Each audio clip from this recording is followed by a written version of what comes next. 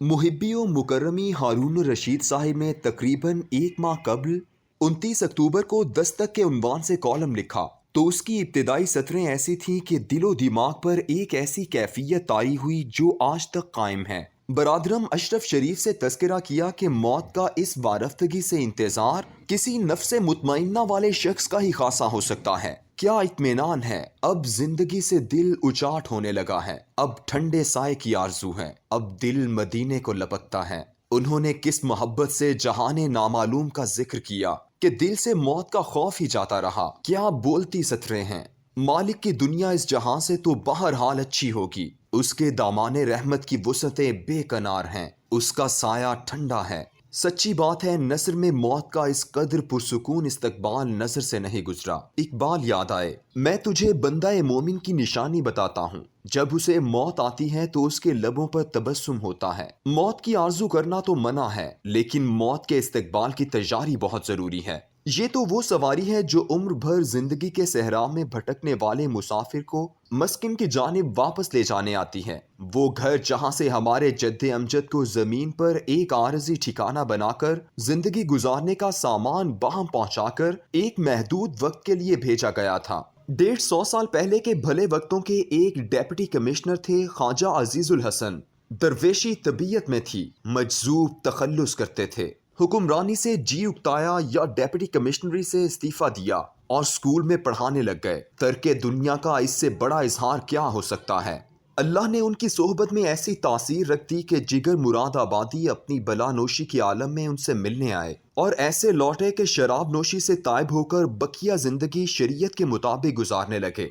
उन्हीं मजजूब की एक मसनवी का पहला मिसरा उमूमन वालिद साहब मरहूम गुनगुनाया करते थे, जगह जी लगाने की दुनिया नहीं है। अगला मिसरा तो हकीकत खोल देता है, ये इबरत की जा है, तमाशा नहीं है। ऐसे लोग इस हदीस के मिज़दाक दुनिया में रहते हैं। दुनिया मोमिन के लिए कैद खाना है और काफिर के लिए जन्नत है। दुनिया की बेरगबती ऐन उस वक्त भी इंसान पर तारी होती है जब ऐसे लोग दुनिया से रुखसत होने लगते हैं जिनसे उसकी अपनी दुनिया आबाद रहती थी।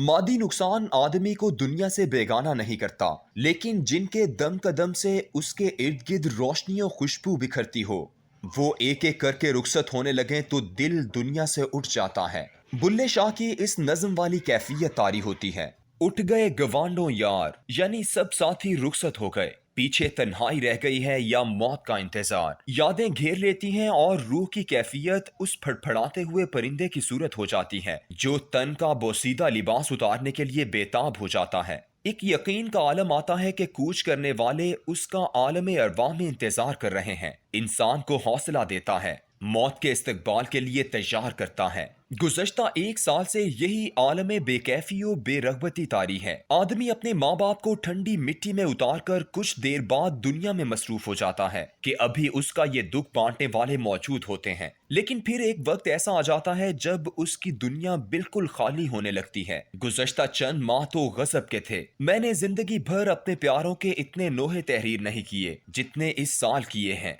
ये चंद दिन तो गजब के गुजरे हैं। लगता है जिंदगी की किताब के वर्क अब तेजी से पलटना शुरू हो गए हैं। अब्दुल कादिर हसन चले गए कि जिंदगी का वो वर्क थे जिनसे पहली मुलाकात 16 साल की उम्र में अनारकली के सामने उनके रसाले अफरेशा के दफ्तर में हुई, जहां उनकी तहरीरों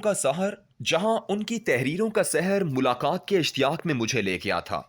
कॉलम निगारी का मर्दे कोहिस्ताई के जिसने बकौल इकबाल फितरत के मकासिद की निगहबानी का फरीजा उम्र भर निभाया। तहरीर का जादू ऐसा कि मेरे जैसा मुब्तदी कई साल ये ख्वाब देखता रहा कि नसर में ऐसी सहल मुमतना यानी इस कदर रवानी से मुश्किल तरीन बात लिखना कैसे नसीब होता है। मियाँ अफजल हयात रुखसत हुए कि जिनसे ताल्लुक की उम्र शायद इस उम्र अजीज से भी ज्यादा हो। सैयदना अली रजी अल्लाह तआला अन्हो ने सैयदना उमर रजी अल्लाह तआला अन्हो के एक सवाल के जवाब में फरमाया था कि कुछ लोग दुनिया में आपको इसलिए बहुत अच्छे लगते हैं कि आलम अरवाह में जब अल्लाह अहद अलसत ले रहा था वहां वो एक दूसरे के करीब थे। मियाँ साहिब से रिश्ता भी कुछ ऐसा ही था, उसमें उम्र की कैद महसूस ना होती। पाकिस्तान की सियासत में शराफत और नजाबत का एक बाब बंद हो गया। वजीर रहे, पंजाब के वज़ीर आला भी रहे, لیکن درویشی ایسے غالب تھی کہ ملنے والوں کو احساس تک نہ ہونے دیتے۔ کھاریاں سے الیکشن لڑا کرتے تھے، کبھی جیتتے کبھی ہارتے۔ ان کے مخالفین ان کے بارے میں ایک ایسا فکرہ بولتے تھے جو پاکستانی سیاست کے چہرے کا بدنما داغ ہے۔ ان کے مقابل الیکشن لڑنے والے کہتے، جس شخص نے زندگی بھر سیاست سے اپنے لیے کچھ نہ بنایا، وہ تم لوگوں کے لیے کیا فائدہ مند ہوگا۔ گفتگو اس قدر خوبصورت کرتے کہ رات گزرنے کا احساس نہ ہو پاتا۔ ایسا ہی ایک اور شرافت و نجابت کا پیکر اور پاکستانی سیاست کے کیچڑ میں اگنے والا گلاب انور عزیز چودھری رخصت ہو گیا۔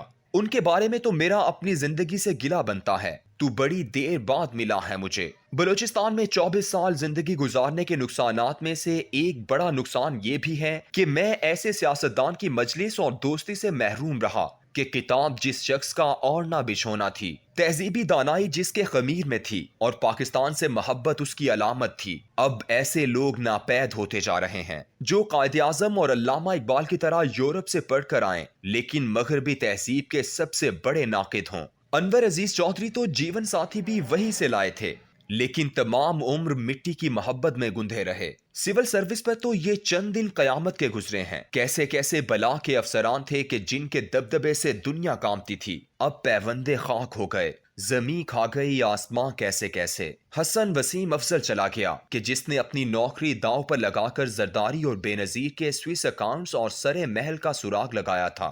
زبیر شفیع غوری چلا گیا کہ رہا تو ریلوے میں آفیسر، لیکن آثار قدیمہ پر اس کی تصنیفات صدیوں ریفرنس کے طور پر زندہ رہیں گی۔ شیگان شریف کے 22 گریڈ میں ریٹائر ہوا لیکن ایک گاڑی اور ڈرائیور کا خرچہ برداشت نہیں کر سکتا تھا۔ بیٹا کینسر کے علاج کی خاطر لیے پھرتا رہا۔ کینسر سے جنگ تو جیت گیا لیکن کرونا سے ہار گیا۔ میرے 2 پڑوسی، ایک ڈاکٹر شفقت جو میو اسپتال میں کرونا کے ساتھ کشمکش کی حالت میں پہنچے لیکن وینٹیلیٹر ملنے سے پہلے ہی بازی ہار گئے، اور دوسرے یاسین صاحب کہ روز کا آمنا سامنا اور روز کی دعا سلام، لگتا ہے دہلیز ہی ویران ہو گئی ہے۔ انہیں آج جس قبرستان میں دفن کرنے گیا، وہاں تازہ قبروں کی اتنی بڑی تعداد تھی کہ یوں لگتا تھا جیسے دست قدرت تیزی سے اس بستی کو آباد کرنا چاہ رہا ہے۔ یوں لگتا ہے کہ اب زندگی میں بھی قبرستان کا سناٹا راج کرنے لگا ہے۔ ایک دوسرا جہان آباد ہو رہا ہے۔